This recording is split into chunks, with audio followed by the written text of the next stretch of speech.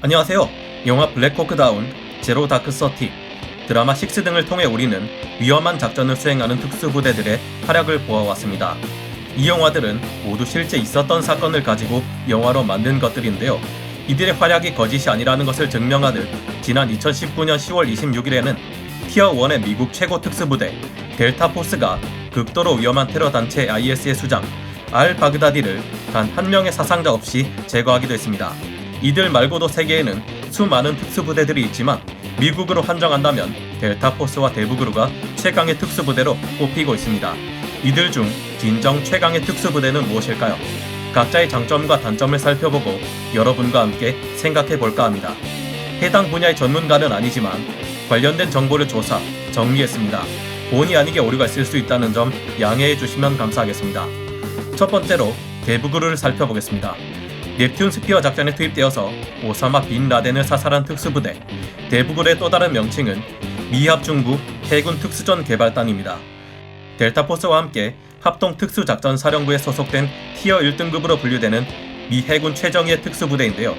티어란 이 특수전 사령부에 속해 있는 특수부대가 수행하는 임무의 전략적 중요도, 지출 예산 규모 등을 기준으로 나눠진 등급을 말합니다.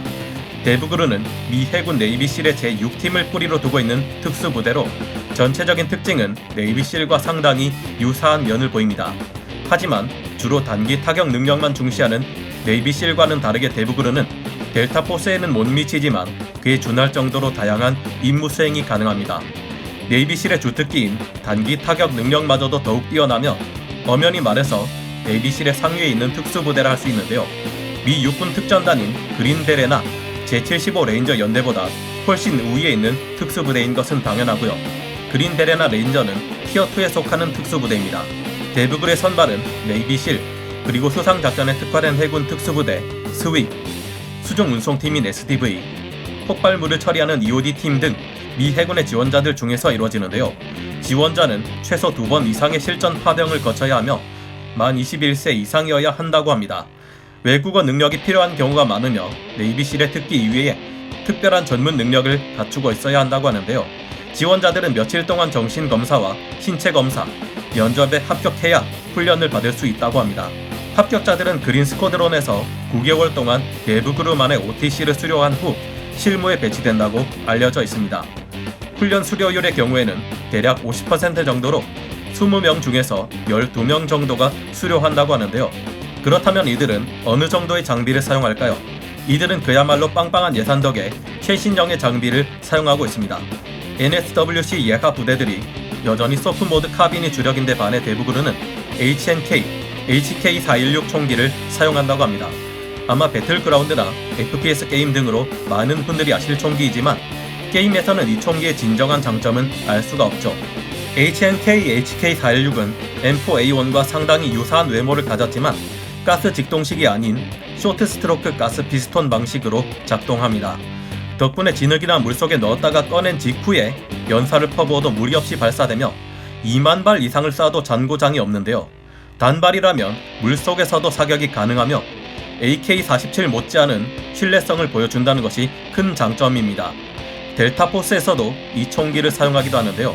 델타포스와 대북으로는 함께 같은 임무를 수행할 때도 꽤 있는 만큼 비상시에 무기를 공유할 수 있다는 장점도 있지 않을까 하는 생각이 듭니다. 이 외에도 4개의 대물 렌즈가 달려있어서 100도 가까이 시야를 확보해주는 65,000달러짜리 야간 투시경인 GPNVG-18을 지급받아 사용하고 있습니다.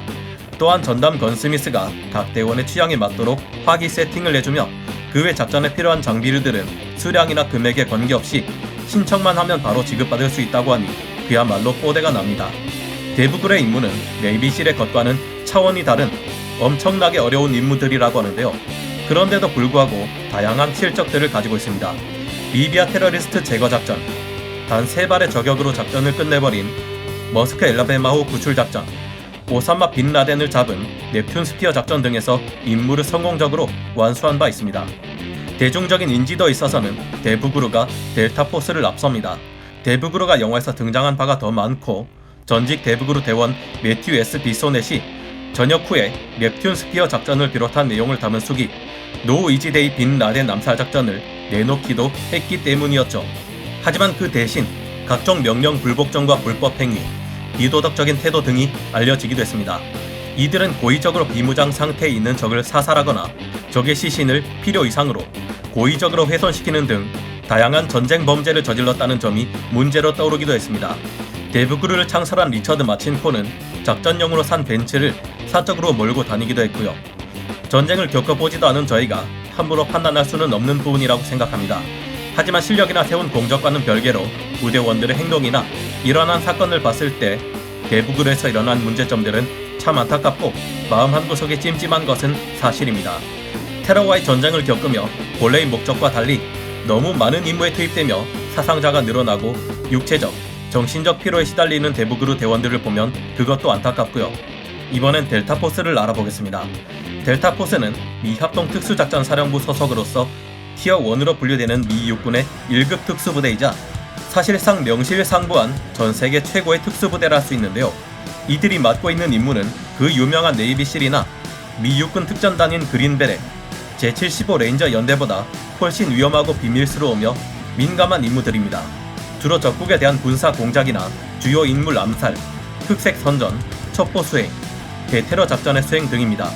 테러가 일어나기도 전에 선제 타격으로 이를 방지하는 것도 포함됩니다. 보통 미 대통령의 직접 지시 또는 승인을 받은 국가급 전략 임무를 수행한다고 합니다. 그런 만큼 우리가 알고 있는 델타포스라는 이름마저도 별칭일 뿐 공식 명칭이 아닙니다. 지금까지 알려진 정식 명칭은 제1특전단 델타 작전 분견대인데요. 델타포스는 진짜 로고조차도 존재하지 않으며 비정규 특수전을 수행하기 위해서 청바지 같은 사복을 입습니다. 수행하는 임무의 특성상 머리를 기르거나 염색은 기본에 수염도 덥수룩하고 군인이 아닌 것처럼 행동하기도 하는데요. 이 모든 것이 군인이라는 것을 들키지 않고 임무를 성공적으로 수행하기 위한 것들이라 볼 수 있습니다. 이들의 행동은 영화 블랙호크다운에 나오는 델타포스의 후트 중사가 보여주는 행동과 딱 비슷합니다. 배식 중에 새치기를 하고 상관이 아무리 델타라도 안전장치는 걸어야 하지 않나 라는 말에 그는 제 손가락이 안전장치입니다 라며 건성으로 대답하고 가버리죠. 이런 행동을 하고도 뭐라 할 수 없는 이유는 그만큼 이들의 실력이 대단하기 때문이라고 하는데요. 과연 미 육군 최고의 특수부대원들이라는 칭호에 걸맞을 정도라고 합니다. 델타포스의 인원은 4개 스쿼드론을 모두 합쳐 250여 명으로 구성되어 있다는데요. 이들은 다른 특수부대인 미 해병대인 포스리컨, 네이비실, 데브그루, 그린베레와 같은 다른 특수부대의 지원자들에서 선발하는데 이들 중에서도 많은 수가 걸러집니다.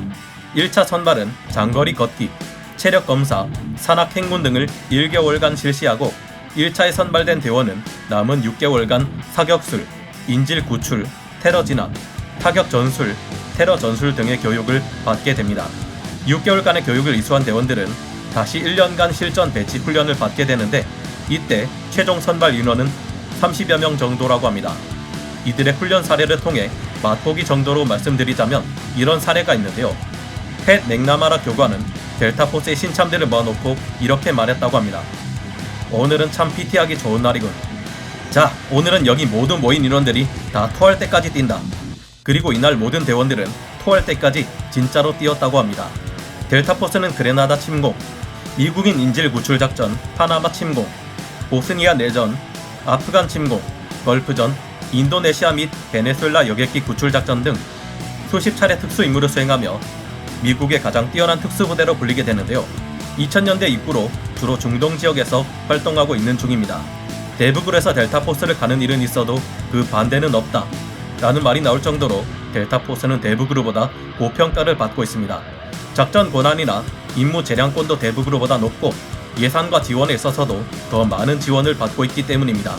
델타포스는 엄연히 말해 미 합동특수작전사령부에 소속된 부대 중 하나이지만 거의 독립된 사령부 수준의 예산과 자율성을 보장받는다고 합니다. 최고의 실력을 가진 두 특수부대의 우열을 가리는 것은 어려운 일이라 생각합니다. 규모와 참가하는 영역에 있어서 더 우위를 가진 델타포스가 최강의 특수부대라 할 수 있을까요? 아니면 실적 면에서 우수한 성과를 보여왔고 대중적인 인지도에서 앞서는 데브그루가 더 최강의 특수부대일까요? 여러분은 어찌 생각하시나요? 다음 시간에 다시 돌아오겠습니다. 감사합니다. 영상을 재밌게 보셨다면 구독, 좋아요, 알림 설정 부탁드리겠습니다.